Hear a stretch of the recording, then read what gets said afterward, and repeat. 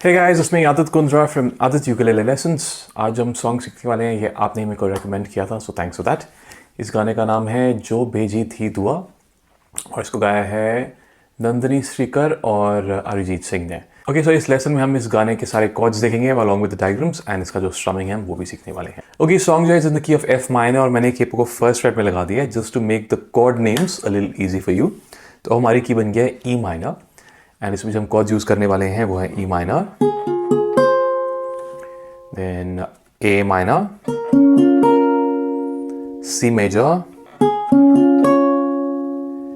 D major,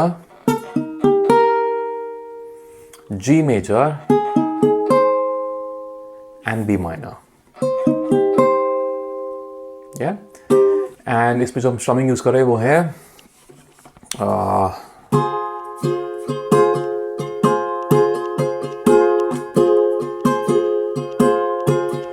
down, down, up, down, up, down, down, up, down, up, down, down, up, down, up, down, down, up, down, up.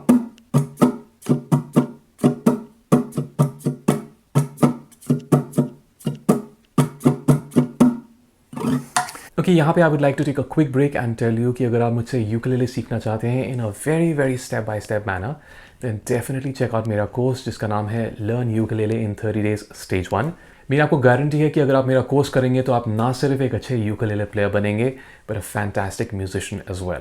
Right, so मेरी academy है Music Age Academy, उसका link is going be in the description box, do check it out.